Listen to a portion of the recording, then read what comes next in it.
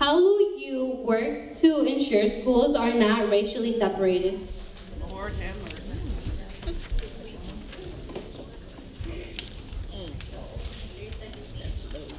Thank you.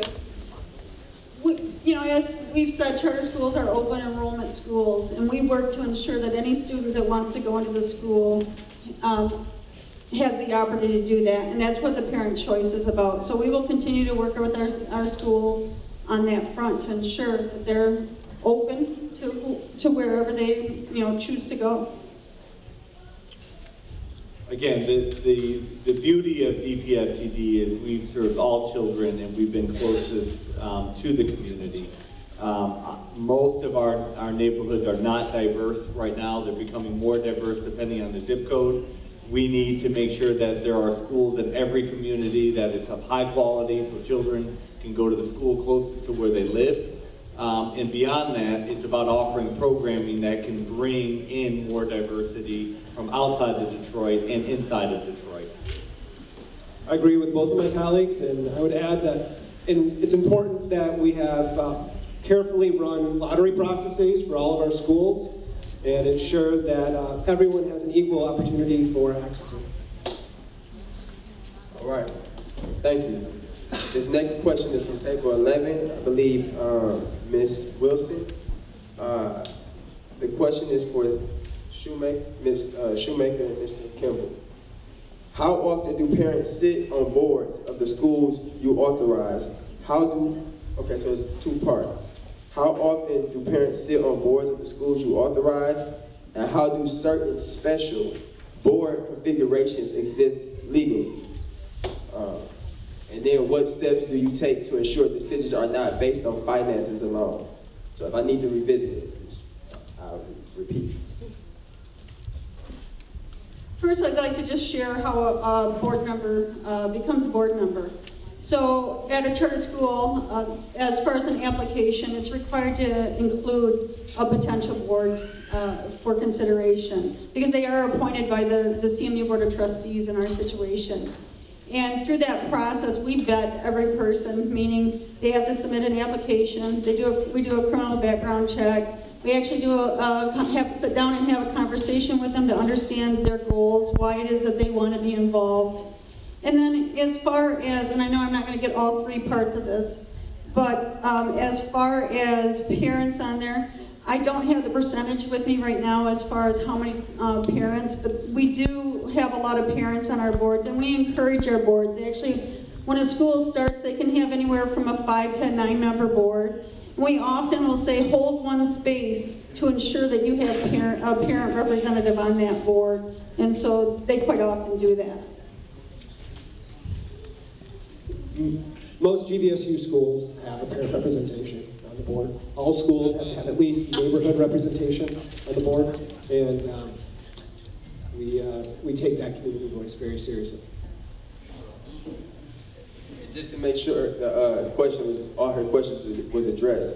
So she also asked, how do certain special board configurations exist legally?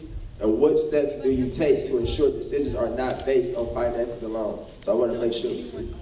Okay, so I was hoping maybe with my explanation of how boards get appointed that took care of the configuration. Again, it's by law, the authorizer has to have what they call a method of selection and appointment. And so what the process that I explained is pretty common in what you'll see across schools. As far as financial decisions, we have a team member that is at each of our board meetings. But each year, we provide an academic report, a fiscal report, and an operation report to our boards to ensure that they understand what their data is showing and where they are. We show them their percent of funding that they spend on an instruction. We show them their fund balance, which they know all this, but we're making sure that it's in front of them and that they're thinking about that. And as you know, where they're sitting academically, are they investing where they need to invest? GVSU has a similar process. We attend all board meetings, and we make sure that all of our schools follow a specific model of governance where they keep their focus absolutely on student outcomes and allow the school teachers to run the schools autonomously and remain focused on achieving great outcomes. Okay, so this question is from Cassandra Northrop, and it's specifically to Dr. Beatty. How do you plan on gaining the confidence of Detroit parents and DPSCD to attract students? By improving quality in the schools. And ultimately, parents will come back when they know that something is different within the school system, so that teaching and learning is improved, curriculum is stronger, bringing back the arts, bringing back music, bringing back extracurricular activities, expanding after-school activities. That's what will bring parents back. And the best, I would say, referral comes from a fellow parent. And so parents talk to each other. When parents see the quality improve, they will tell each other, you need to put your child back or in that particular school. And so that's slowly how we will rebuild this district and improve quality. Thank you. Next question is from Christina Cosgrove. We have two questions. The first question is, what are you doing to recruit teachers and or resolve our teacher shortage? And that's for all of you. I have the mic, so I'll start. So last year, we carried anywhere from 250 to 275 teacher vacancies.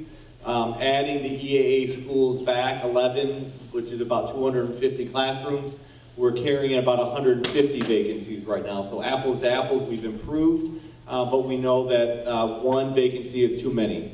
We need certified teachers in every classroom. Part of this effort will be an increase in teacher salary starting this January and then the following January. And then we did provide a bonus for those teachers that were on the top of the salary schedule. We are working on an incentive for our hard-to-staff schools for additional salary. And in long term, we have to dramatically increase teacher salaries for all teachers in DPSCD. And then we have to be able to offer proper experience or credit for experience for those teachers working outside of Detroit, so they have an incentive to come to Detroit and recognize that experience. Right now we're not doing that. That's how we're going to overcome the teacher shortage. And then as short term, long term, we have to get more student teachers in DPSCD schools with the memos of understanding with universities, especially with HBCUs throughout the country.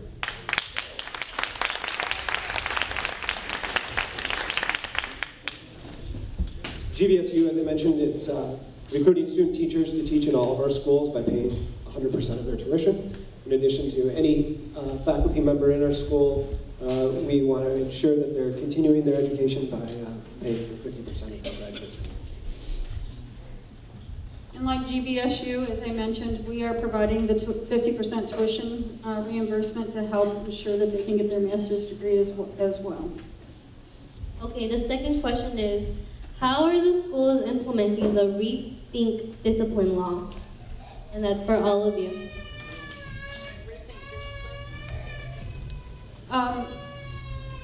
So, you know, we shared all the suspension and expulsion material. And, you know, now they're able to take a look at, you know, where they can make changes and, you know, ensure that the students are, or their procedures are where they need to be. We as an authorizer haven't really done a lot with the schools to do that, but we, you know, it's something that they are responsible for, and we will help ensure that they oversee that. Many of our schools are implementing positive behavior support, restorative justice, but like a lot of things right now in our school district, it's happening in isolation and it's not scaled. So one of the things that we will be doing soon is creating a working group, a task force. Many of you will be invited or could participate, teachers, principals, to revise our code of conduct. And our code of conduct will be, have embedded in it restorative justice, positive behavior support, moving away from exclusionary practices, moving into more in-school suspension, for example, instead of out-of-school suspension. Also looking at restoring alternative schools, not as places to push children, but to provide deeper resources like psychologists and social workers, more mental health training and support for those students that are habitually getting in trouble and need deeper intervention rather than a one-size-fits-all in a traditional school. GVSU has been leading in this area for quite a while now. For the last 5 years, we've had positive behavior and respect coaches that go in and work with our schools, including our 3 homeless schools, to ensure that all of them are using a model that uses restorative justice and positive behavior orientation.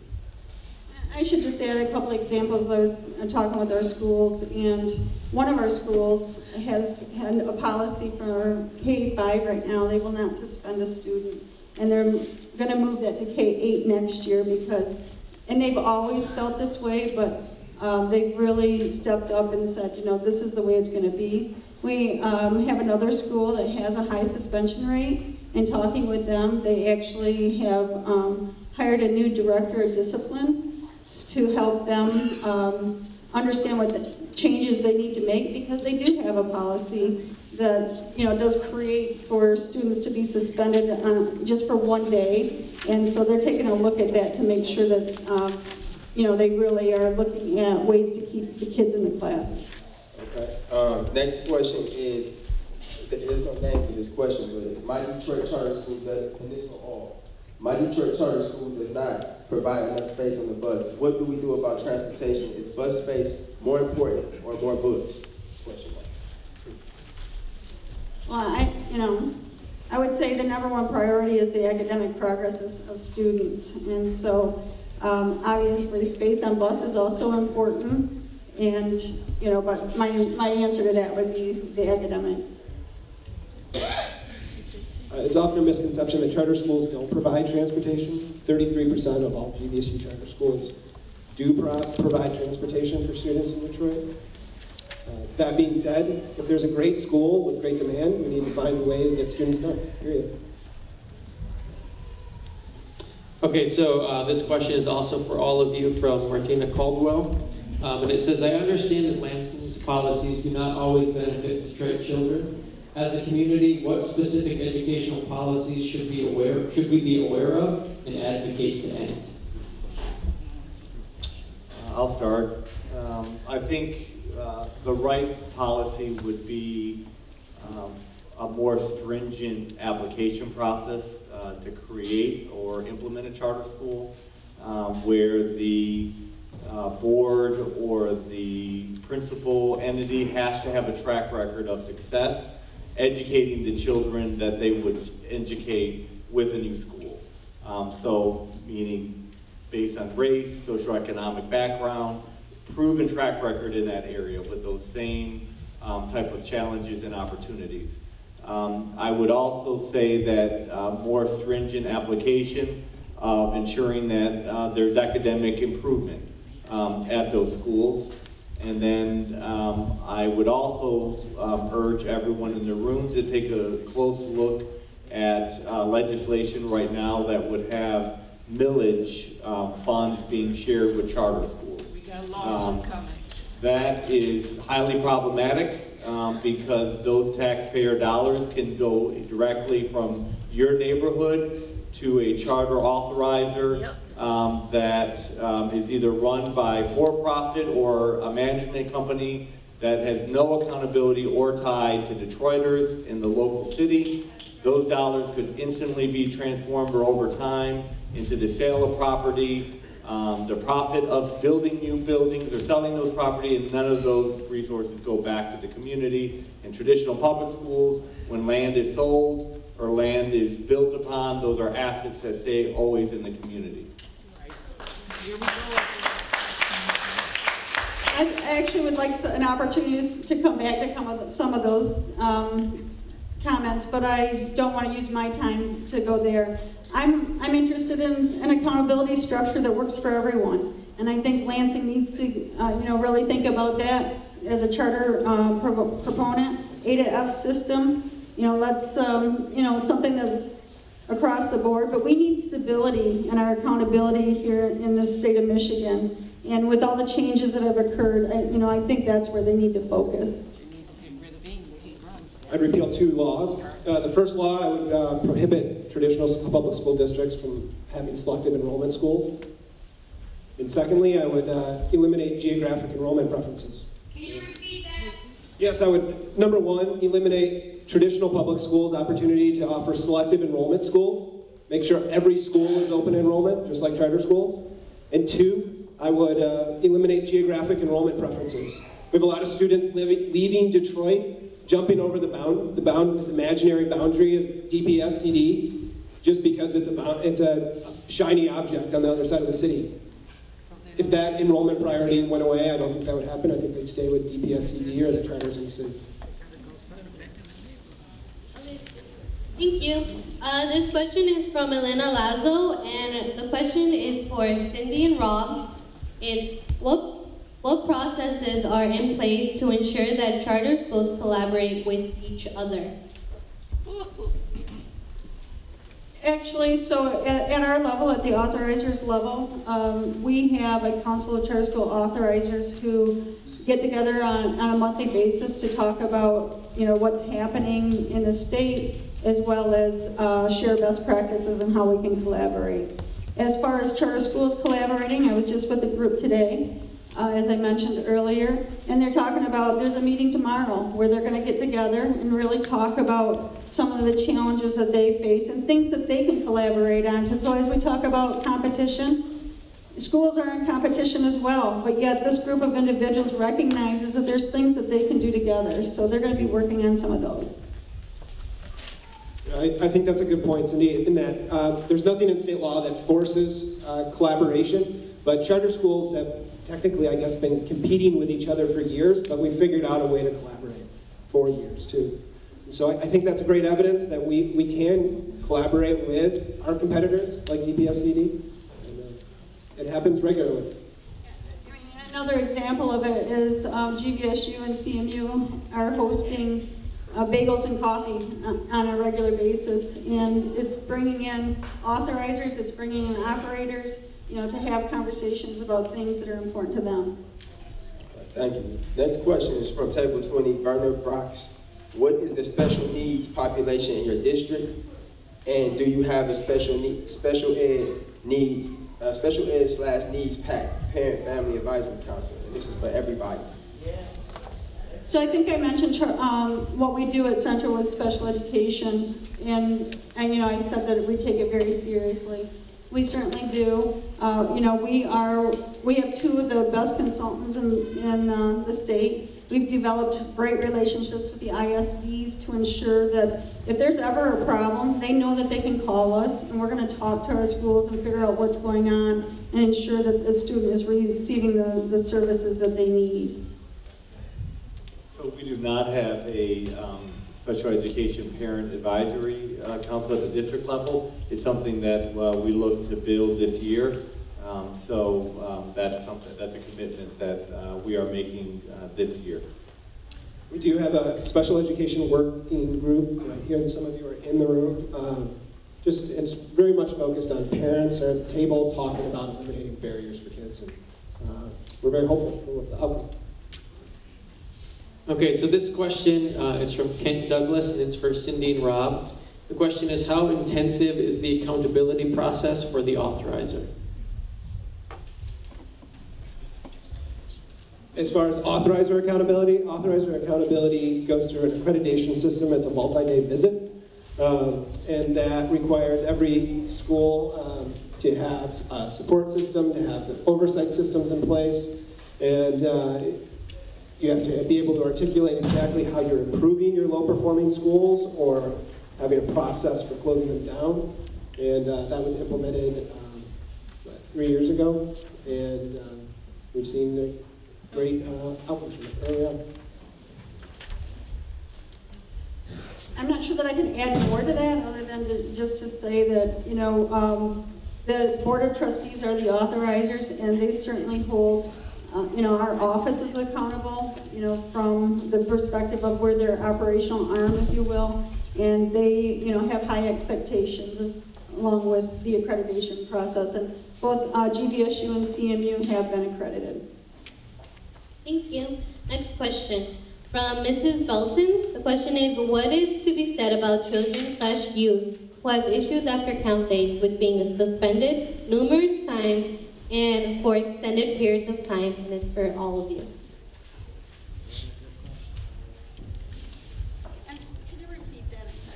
The question is, what is to be said about children, youth who have issues after count day with being suspended numerous times and for extended periods of time?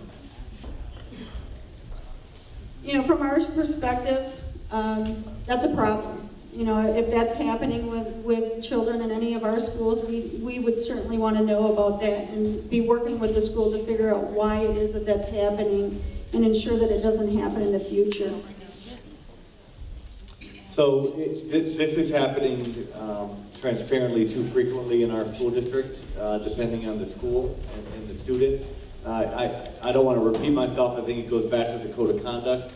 It goes back to training more teachers in schools on positive behavior support, restorative practices. I think there's also an opportunity to reduce class size in our school district, which will help behavior issues, and embed more support structures in schools regarding mental health support and overall wraparound services, meaning medical support, dental support. Those are all factors that lead to negative behavior. And something that we don't talk about enough is wellness. So the quality of food that children are eating and the lack of exercise that our children are not participating in. So those are all features and factors that lead to negative behavior that we need to restore. And the last piece is we have to teach, especially our new teachers, that are not necessarily connecting with our children, who our children are and who our children aren't, who our teachers are and who they aren't, and so that there can be a better trust and relationship between those students. I would echo my colleagues' responses, and I would add that, yes, it is a teacher prep problem, part of the solution is, and it's also an important accountability problem. So an awesome place for you to communicate any of those findings, those observations would be with your authorizer or with that local board that is interested in those comments. Thank you, and these are the final two questions. This question is from Brian. Cannot make up the last name, but Brian, what is your approach to developing the whole child, social, emotional learning, extracurriculars, arts, sports, etc.? This is for everyone. I think that the question was, the answer was within the question. So echo all those, not to repeat it. I think when we think about the whole child, we also have to think about, as I said, health and what our children are eating. It's an important component. Our meals have less sodium, have less calories, but they're not tasty to children. And if children aren't eating, they're just basically not eating, regardless of how theoretically nutritious the meal is. And so, you know, a simple strategy that we've been thinking about is, why do we not have sports in elementary schools or middle schools any longer? Why are we relying on PAL to do that? Now, that doesn't mean PAL's not a good partner, but let's go back to our teachers being coaches. Let's go back to security guards being coaches. We know that is a way to connect the child to the school, to adults being connected with children outside of school. That builds trust, it builds relationship, and it creates accountability. Every child is different, every family is different, and every school needs the autonomy to actually respond and meet those students' needs. And I think that's where the beauty of the charter school model lies, in its autonomy to be able to quickly pivot and meet those students' needs. And I would just add, as an authorizer that doesn't run and operate schools, but we do review applications. It's one of the things that we focus on. We want to know that the whole child is being considered. And then we go out and we do reviews with our schools to ensure that what they promised was going to happen, that the application process is taking place. Okay, this last question from Sonia Stuckey is for Dr. Beatty.